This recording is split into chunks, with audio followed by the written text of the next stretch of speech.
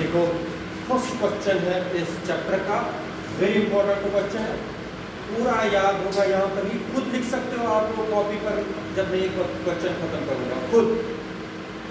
State and explain Newton's universal law of gravitation and hence define capital G. Small G मैंने बताया क्या होता है, नाउ इट इज वो इसमें पता चलेगा। Give units, values and dimensional formula of capital G. There is difference between small G and capital G, वो आप लोगों को मैं इस क्वेश्चन के बाद बताऊंगा और खुद ही आपको पता चलेगा, ठीक है। नाउ सबसे पहले स्टेटमेंट मुझे वेक्टर फॉर्म में बताना है इस क्वेश्चन का। स्टेटमेंट सेम रहेगी दोनों क्वेश्चनों के लिए। इधर देख लीजिए स्टेटमेंट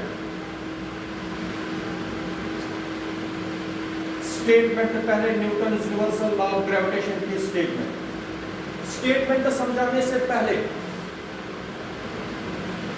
इधर देख लीजिए डायग्राम की तरफ।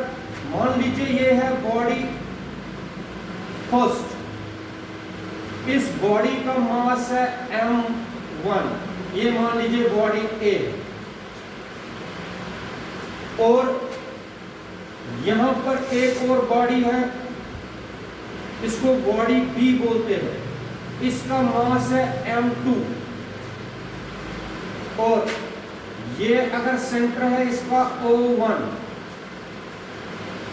इसका सेंटर मान लीजिए O2 है या O और P है।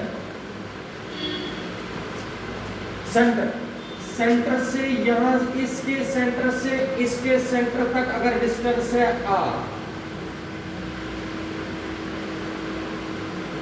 इस बॉडी का मास m1 रखा है, इस बॉडी का मास m2 रखा है। दो बॉडीज है, कोई भी दो बॉडीज ले लीजिए दुनिया में। तो न्यूटन का universal law of gravitation universal law क्यों बोलते हैं वो भी मैं बताता हूं। अगर हमने कोई भी दो बॉडीज ली जिनका मास रखा m1 और m2, इनको सेपरेट किया कितनी डिस्टेंस से, r से, तब न्यूटन यूनिवर्सल लॉ क्या बोलता है वो सुनो। Newton's universal law of gravitation states that the force of attraction, इनके बीच में अट्रैक्शन होती है, क्या होती है, force of attraction. According to Newton's universal law of gravitation, the force of attraction between any two bodies in this universe, क्या बताया मैंने, यहां तक बोलो। Force of attraction between any two bodies in this universe. The force of attraction between any two bodies in this universe is directly proportional to the, इसको क्या कहते हैं, Directly proportional to the product of the masses of the two bodies. Product of the masses of the two bodies. product of the masses of the two bodies. Newton universal law of gravitation जो है वो बताता है कि force of attraction दो bodies के बीच में ये हमेशा डायरेक्टली प्रोपोर्शनल होता है product of the masses of the two bodies, product of the masses of the two bodies, और होता है साथ में inversely proportional to the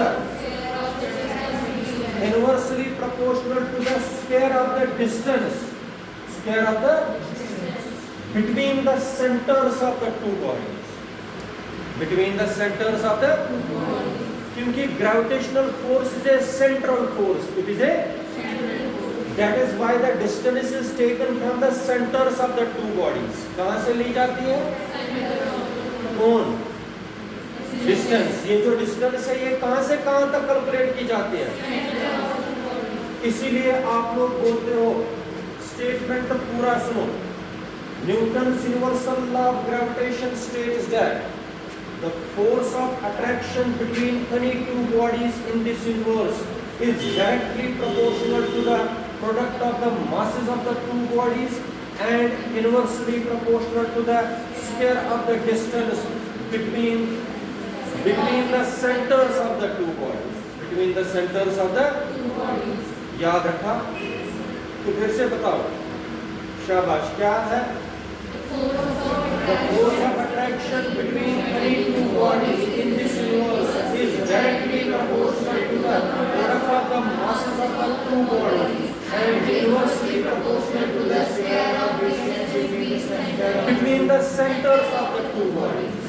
centers of the ये मैंने पढ़ाया हुआ when the distance is calculated from the centers of the two bodies then such a force is called central force. It is called शाबाश. इसके बाद मैं एक्सप्लेनेशन समझा रहा हूँ. और इधर आपका स्टेटमेंट शाबाश फटाफट.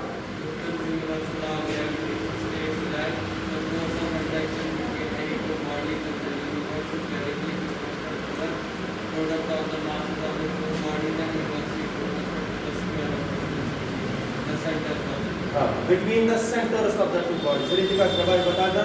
The force of attraction between two bodies. Here it states that force of attraction between two bodies is directly proportional to the product of the masses of the two bodies and inversely proportional to the square of the distance between the center of the two bodies. Between the centers of the. अब देखो explanation कैसे बताओगे. यहाँ तक लिखना आएगा. शाबाश. Explanation में कैसे लिखोगे सुनो. Let us consider two bodies A and B having mass m1 and respectively. Let shabash let r be the distance between the centers of the two bodies as is shown in figure. Figure के बनाई मैंने यहाँ पर. ये आपको खुद बनानी है, खुद लिखनी है. समझ आया?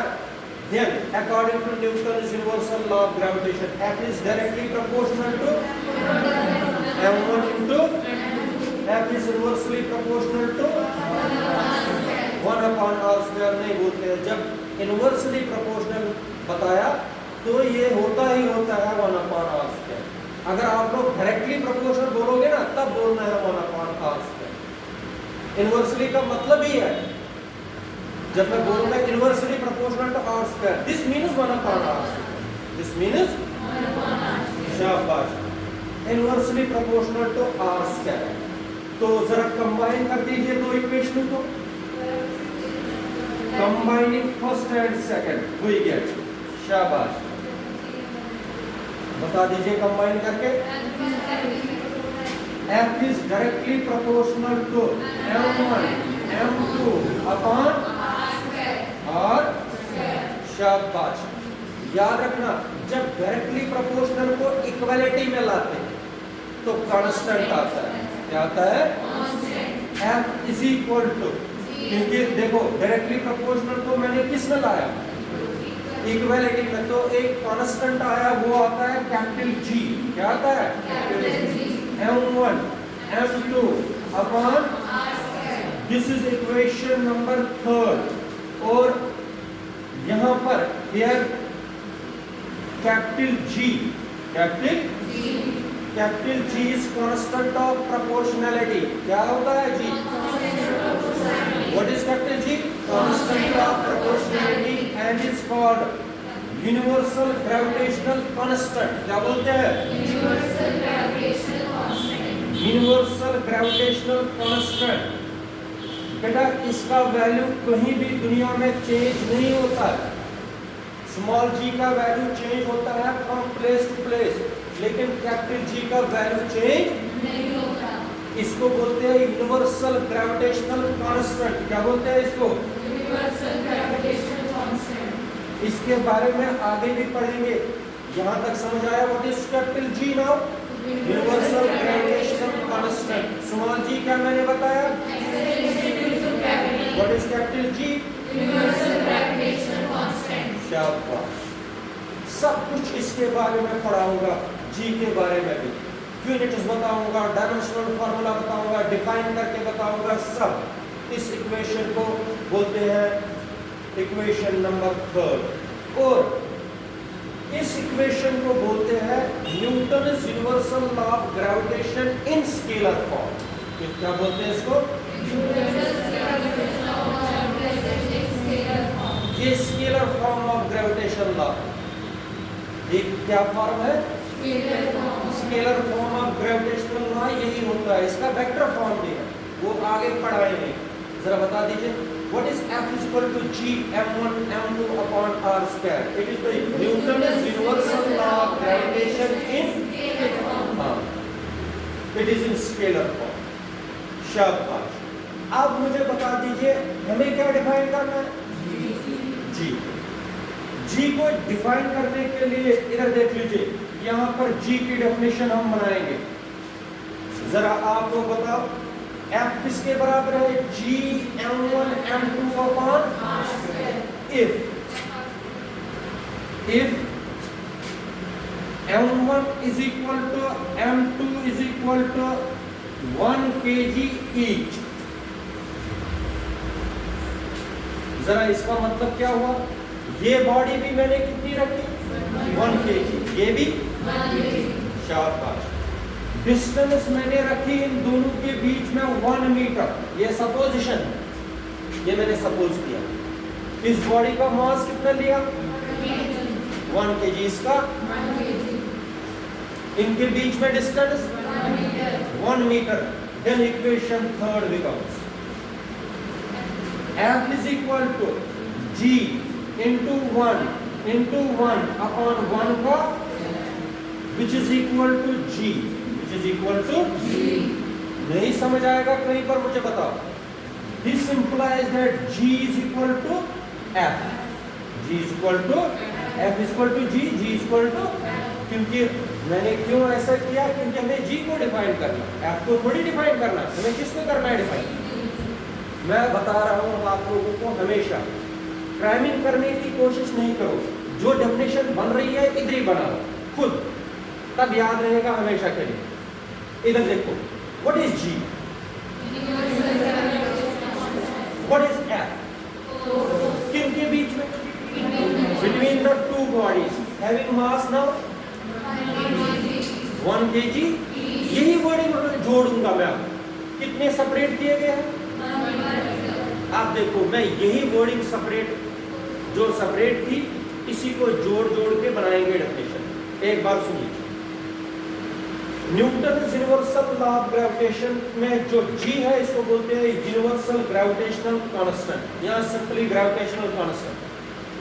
Gravitational constant is defined as, gravitational constant is defined the force of attraction, the force of between the two bodies having mass 1 kg each।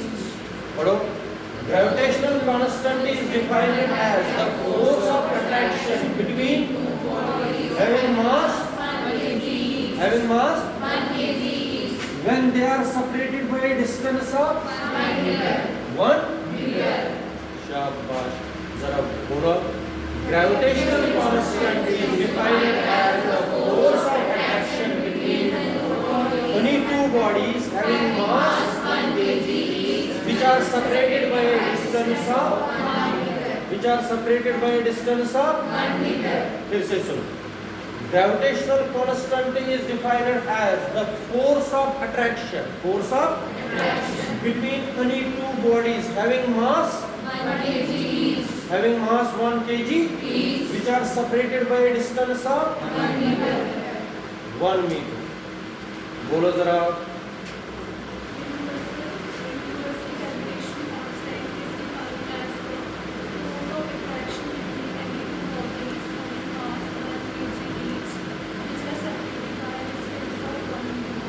बिल्कुल दिमाग बताओ।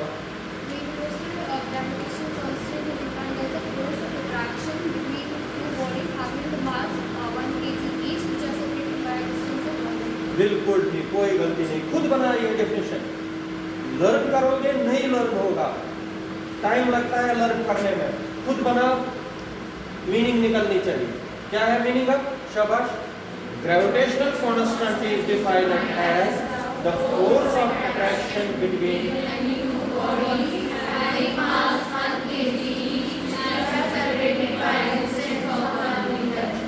बात सुनिए बेटा, पेपर में आएगा कभी आप लोगों को question defined small G and capital G, बोलोगे हमने क्वेश्चन ही नहीं किया।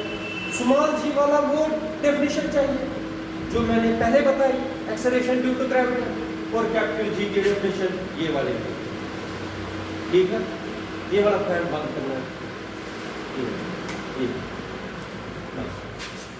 ये आ गई कैपिटल जी की डेफिनेशन। समझ आया कि नहीं? अब इसी के यूनिट्स बनाएंगे, डायमेंशनल फार्मूला बनाएंगे, वैल्यूज देंगे, सब इस कैपिटल जी का, एक एक करके पॉइंट बता दूंगा, सारे पॉइंट्स, और सीख लो।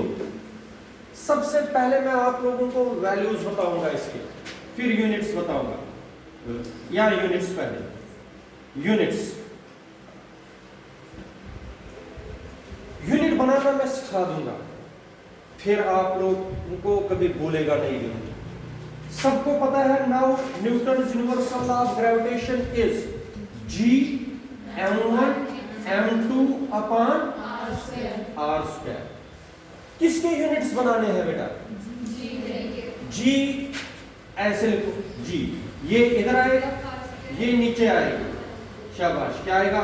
F into R square upon m1 into, ध्यान से समझो, अगर SI सिस्टम में हम यूनिट्स बना रहे हैं, किसमें? देखो मैंने तो नहीं बोला अभी यूनिट, लेकिन आप लोग खुद बना सकते हो। जी, फोर्स का यूनिट SI सिस्टम न्यूटन हो गया, न्यूटन। ये डिस्टेंस है, आर क्या है? डिस्टेंस। कितनी बारी डिस्टेंस है? हो गया मीटर का, शाबाश। मास, दूसरा भी मास ना, ये m1 m2 है, m स्क्वायर नहीं है। ये कहां है स्क्वायर? अगर मैं ऐसे रखूंगा m इंटू m, ये स्क्वायर हुआ। आप लोग ये नहीं बोलना अभी kg, आपने ठीक बताया, लेकिन kg एक बार kg और दूसरी बार भी kg, फिर बनेगा kg स्क्वायर। वही बोला कि kg मल्टीप्लाई kg स्क्वायर ना, फिर ठीक बोला। मैंने सोचा आपने बताया m2 के बजाय kg स्क्वायर। ये मास है, एक मास, ये दूसरा मास है, दो मासेस, दो बॉडीज है, एक का भी kg आएगा, दूसरे का भी, तब जाके क्या बनेगा बेटा? ये न्यूटन मीटर स्क्वायर पर kg, शाबाश। इस तरह कभी आप लोग भूलोगे नहीं ये यूनिट बनाना। अगर जबानी याद रखते हो, कभी ये भूल जाता है न्यूटन मीटर स्क्वायर नीचे है कि ऊपर है, कंफ्यूज हो जाता बंदा। न्यूटन मीटर स्क्वायर पर केजी। अब देखो, अगर आप लोगों को इसी को बनाना है सीजीएस सिस्टम में यूनिट, तो आप लोग झट से बना सकते हो। बताओ, न्यूटन का डाई, न्यूटन बनेगा डाई, शाबाश।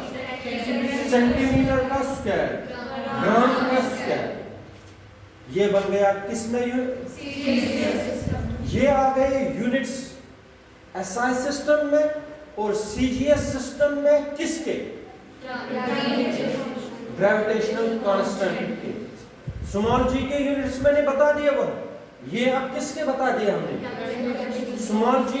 अगर आप लोग देखो, आप फिजिक्स पढ़ते हो, आप लोगों को पता है स्मॉल जी और कैपिटल जी में फर्क है, लेकिन अगर किसी और को, आर्ट्स वाले स्टूडेंट को बोलोगे ये जी और वो बोलेगा ये स्मॉल जी है, ये कैपिटल जी है, बाकी फर्क तो वो जानता नहीं है। आप लोगों ने देखा, एक दिन लगता है इन दो को समझाने में क्या डिफरेंस है। तो आप लोगों को पता होना चाहिए कैपिटल जी के units in SI system is newton metre square पर केजी, और in CGS system it is unit is direct centimetre square पर ग्राम। शाबाश। नाउ वैल्यूज, पहले यहां पर ही डायमेंशनल फार्मूला बनाएंगे, फिर वैल्यूज निकालेंगे। डायमेंशनल फार्मूला बिल्कुल आसान, आप लोगों को पता है। जी किसके बराबर है? आप शाबाश, F into R square upon m1 into. देखो, अगर आप लोग याद नहीं रखोगे तो कुछ भी नहीं आएगा। फोर्स की डायमेंशनल फार्मूला जबानी याद रखनी ही रखनी है। क्या होती है? m1 L1 T माइनस, ये किसकी डायमेंशनल फार्मूला? डिस्टेंस की। शाबाश, दो बारी डिस्टेंस तो इसलिए m2। शाबाश। इसका क्या आएगा? m1, इसका m2 m1 ही। शाबाश। यहां पर आएगा m1 मल्टीप्लाई m1। जरा कैलकुलेशन करो, m कितने हैं?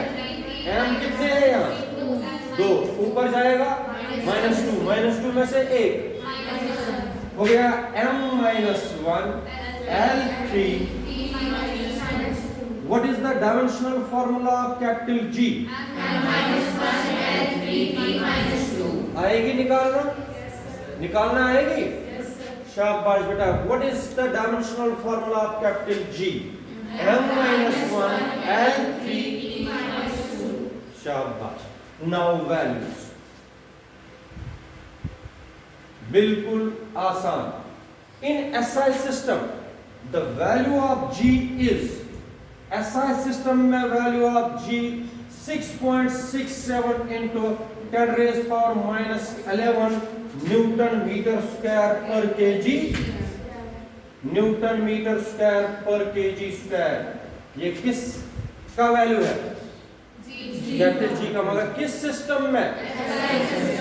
शाबाश. In CGS system, its value is 6.67 into 10 raised power minus 8 dial centimeter square per gram square. ये मैंने कन्वर्शन भी कराया है डायमेंशंस में. आप लोग देख सकते हो कन्वर्शन. ये SI system into CGS system, CGS system into. बेटा ये पूरा का पूरा क्वेश्चन आप लोगों को कंप्लीट होता है. कोई भी पॉइंट बता दीजिए, मैं फिर से बताऊंगा. जो कोई भी पॉइंट आप लोगों को लगता है कि समझ नहीं आया, समझ आया कि नहीं, कहीं पर भी डाउट है मुझे बता दीजिए, मैं फिर से समझाऊंगा वो पॉइंट. वैल्यूज निकालने, डायमेंशनल फार्मूला, यूनिट स्टेटमेंट, सब आप लोगों को जो इसमें डेफिनेशन जी की वो भी मैंने बताई. सब ये सब आप लोगों के सामने है, सिर्फ याद रखना है. ठीक है, देख लीजिए.